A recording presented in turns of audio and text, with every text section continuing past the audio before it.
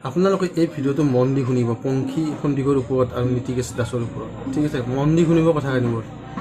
এনে মোৰ master mind কোন হয় কোন নহয় মই সকলো কথা এই ভিডিঅ'টোত আপোনালোকক কৈ আছোঁ আৰু নিউজটো এইমাত্ৰ ওলাইছে সেইটো কাৰণে বোলে আপডেটটো বোলে আপোনালোকক মই দি লওঁ ঠিক আছে আৰু যদি মোৰ চেনেলটোত কোনোবা নতুনকৈ আছে প্লিজ চেনেলটো ছাবস্ক্ৰাইব কৰি ল'ব দায়িত্ব কৰিছে সিহঁতৰ মাতৃ মই কথাটো ক'লোৱে আপোনালোকে ভাবক এজনী মাতৃ হৈ কিনে কিমান নিষ্ঠুৰ কাম কৰিব পাৰে নীতিকেশ যেনেকৈ তেখেতৰ ল'ৰা নিজৰ সন্তান আৰু বোৱাৰীটো তেনেকৈ নিজৰ ছোৱালীৰ দৰে ভাবিব লাগে আৰু যদি ছোৱালীৰ দৰে ভাবিলে হয় নীতিকেশৰ এই কুকৰ্ম কথাবিলাক হয়তো বাপেককে পংখী সন্দিকক কথাবিলাক জনালে হয় কিন্তু নজনোৱাৰ কাৰণে আজি এই পৰিস্থিতিৰ মুখামুখি হ'ব লগা হ'ল পংখী সন্দিক হৈ গম পাইছে আপোনালোকে মেইন মাষ্টাৰ মাইণ্ড হৈছে মাতৃ কি ক'ম মানে ক'বলৈ ভাষা নাই কিমান মানে দুখ লগা ভিডিঅ' আৰু ঘটনাটোতো কি ক'ম আৰু এই ভিডিঅ'টো মই যেনে তেনে মানে দোকানত আহি কৰি হ'লেও মানে ভিডিঅ'টো বনোৱালোঁ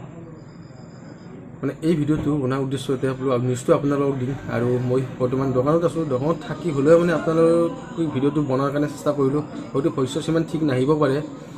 আৰু বেকগ্ৰাউণ্ড চেকগ্ৰাউণ্ডটো গমেই পাইছে কৈ আছোঁ কিন্তু তথাপিতো ভিডিঅ'টো বোলো আপোনালোকলৈ আগবঢ়াওঁ সেইটো কাৰণে ভিডিঅ'টো বনালোঁ আৰু এই নীতিকেশক মানে কঠোৰতকৈ কঠোৰ শাস্তি দিব লাগে চৰকাৰ প্ৰশাসনে আৰু ইমান জেলত থ'ব নালাগে হয়তো ফাঁচি দিয়ক পাব লাগে মানে দুখীয়ে শাস্তি পাব লাগে আৰু শাস্তি মানে এনেকুৱা তেনেকুৱা শাস্তি দিলে নহ'ব যে 10 দিন জেলত থাকিব 20 দিন জেলত থাকিব আকৌ বেলত ওলাই আহিব তেনেকুৱা শাস্তি দিব নালাগে হয়তো গোটেই লাইফ টাইম জেলত দিব লাগিব নহ'লে ফাঁচি দিব লাগিব যিটো সিদ্ধান্ত লয় চৰকাৰ প্ৰশাসনে সঠিক সিদ্ধান্ত লওক